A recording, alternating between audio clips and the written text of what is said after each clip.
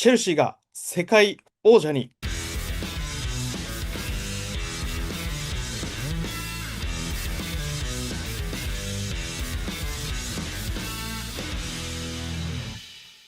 どうも、マサです。さあ、今日も週刊チェルシー日記やっていきたいと思います。本日はクラブワールドカップ決勝戦パリ・サンジェルマン戦を振り返っていきたいと思います。私、マッサンですね、大阪・関西万博の方に行っておりまして、試合はね、リアタイできたんですけれども、動画の更新ができませんでした。なのでね、本日改めてパリ戦振り返っていきたいと思います。パリ戦のスタメンについて振り返っていきたいと思います。まずディフェンダーですね。右サイドバックにギュストを起用しております。そして中盤にはリース・ジェームズ。そして2列目が右からパーマー、エンソ、ネトという形になりまして、ワントップ、ジョアン・ペドロとなりました。中盤にリースが入ったということで、エンソが1列前となりまして、パーマが右サイドで起用という形になります。フルミネンセ戦、中盤にね、怪我をしてしまったカイセドなんですけれども、しっかり間に合わせて、90分間フル出場してくれました。改めてこの男、怪物だなと思いました。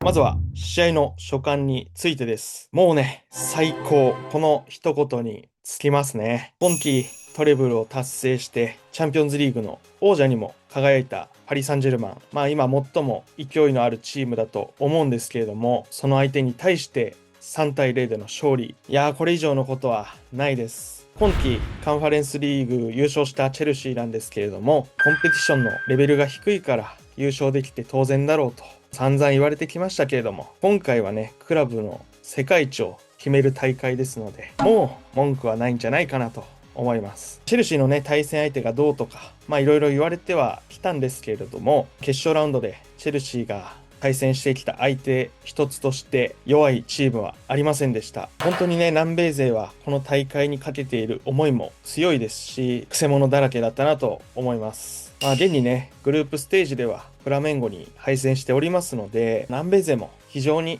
レベルが高いです。そしてこのね、決勝戦で最強王者に対して完封勝利。これはね、若いこのチェルシーというチームにとって自信につながるんじゃないかなと思いますので、来シーズンはね、チェルシーの年になるんじゃないかなと思います。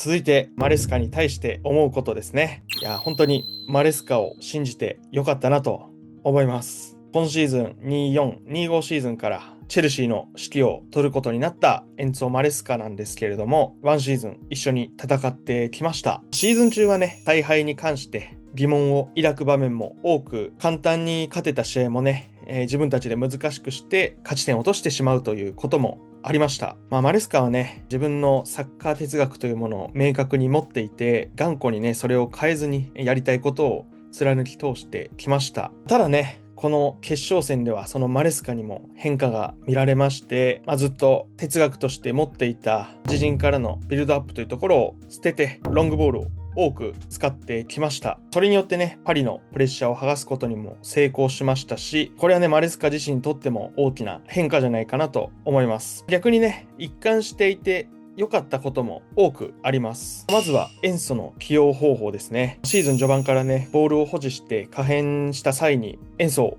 シャドウで使ってきました。シーズン序盤はね、エンソは一列後ろの方が生きるだろうとか、エンソはね、得点を取る選手ではないので、相手のプレッシャーに潰されてしまうんじゃないかと、いろいろ言われておりましたが、シーズン終わってみたら、どうでしょうか。今では彼は誰よりもボックス内へ侵入する意識を持っており、得点へ絡む選手へと変貌を遂げました。そしてね、持ち前のパスセンスは以前のまま変わらず輝いております。これに関してはね、マレスカじゃないとできなかったことじゃないかなと思いますので、マレスカには感謝したいですね。そしてリースの中盤起用です。リースは本職右サイドバックということもあって、リースの持ち味である上下動やクロスというところが減少してしまう点、それからね、慣れないポジションでビルドアップに苦戦している点などがあって、中盤起用に関しても疑問視をされておりました。ただ、この試合ではリースの中盤起用、過去一番輝いていたんじゃないかなと思います。この試合みたいにね、ビルドアップを捨てて守備に重点を置くという戦術では、リースの中盤起用非常にマッチすると思いますし、中盤で起用し始めたことでね、リースの負担が減って稼働率は昨シーズンと比べて大幅にアップしました。ビルドアップしてつなぎながら組み立てていくっていう際には、ラビアだったりとかサントスを起用して、こういった戦い方の時には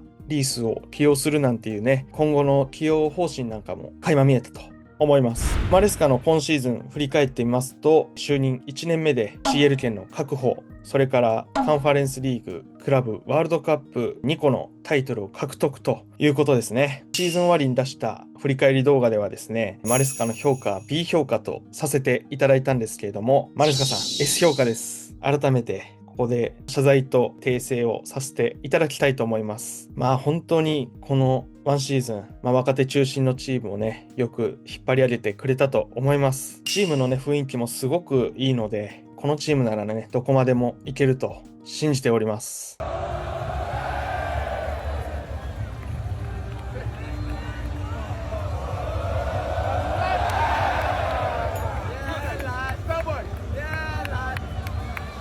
それからこの試合で輝いていた選手3名紹介したいと思います。まずはじめに言っておりますと、触れたい選手たくさんおります。本当にこの試合、チーム全員が集中してインテンシティの高い試合を見せてくれていたと思います。その中でもね、僕が注目した3名、まず1人目がジョアン・ペドロでございます。今月7月2日にブライトンからチェルシーへの加入が発表されて、そのままね、クラブワールドカップに追加招集、そしてその1週間後のフルミネンセ戦でね、チェルシーでの初選抜をしまして、2ゴールでマン・オブ・ザ・マッチに輝き、チェルシーの決勝進出に大きく貢献しました。そして決勝戦、スタメンで出場して3点目、パーマーからのパスを冷静にループシュートで決めるという、何なんですかこの選手は。加入当時からそうですが、もう主人公感が半端ないです。チェルシー加入前はね、オフシーズンを満喫してバカンスをしていたはずなんですけれども、もう早速ね、フィットして結果まで残してしまう。合流して10日とは思えないパフォーマンスです。ボールも収まりますし、シュートもうまいですし、裏抜けもできる。本当に何でもできる選手だなと思います。このジョアン・ペドロが加入したことで、よりパーマーの得点、アシスト、来シーズンは増えるんじゃないかなと思います。続いて、ロベルト・サンチェスです。いや、ここはサンチェフと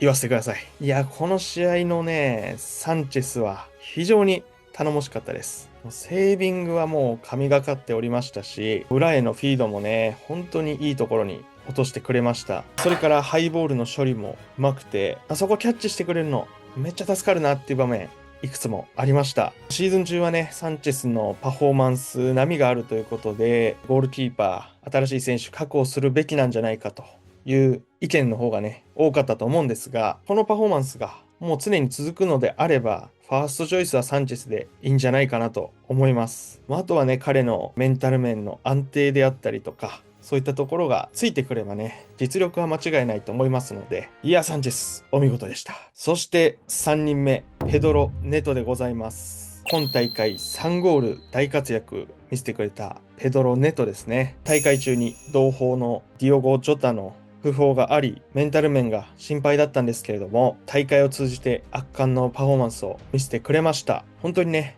ネトなしでは優勝できなかったなと思います。個人で打開できる能力はもちろんなんですが、右で起用されても、左で起用されても、クオリティが一切落ちない。そして守備への献身性、今のチェルシーにとって不可欠な存在だと思います。特にね、決勝のパリ・サンジェルマン戦では、相手サイドバックのハキミに対して徹底したマンマークを貫き通し、自陣まで戻って守備をして、何もさせなかった。もうこの運動量はね、非常にお見事だと思います。しかもね、こういったメンタル面の中で、このパフォーマンスを発揮する、スタメンで出場するだけでもすごいことなのに、しっかり仕事までやって成し遂げる。もうネトにはリスペクトしかないです。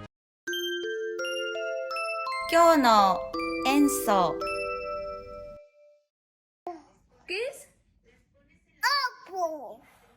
というわけで本日の週刊チェルシー日記以上でございます。オーナー交代直後は若手中心のチーム作りをして、何シーズンかはね、苦しい期間を過ごしてきたチェルシーなんですけれども、今シーズンカンファレンスリーグ、それからクラブワールドカップのチャンピオンに輝き、ようやく花が咲いたなと思います。ここ何シーズンかね、応援してきたチェルシーサポーターからすると、勝てなくて苦しい時期もありましたが、今、世界中どのチームを見渡しても、ここまでね、チームの成長を感じられるクラブ、他に存在しないんじゃないかなと思います。僕自身もね、このチェルシーを応援していて、本当に良かったなと思います。試合後にね、エンソ・フェルナンデスが涙を流しておりましたけれども、僕たちサポーターだけでなく、選手たちもね、苦しい期間を過ごしてきたんだなと思いますので、ようやくそれが報われたんだと思うと、ほっとしております。結果的にチェルシーは、このクラブワールドカップで、大会賞金で8750万ポンド稼ぐことに成功しまして、デラップと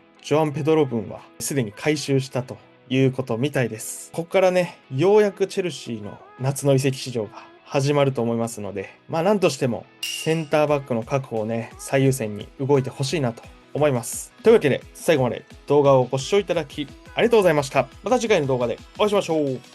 ありがとうございます。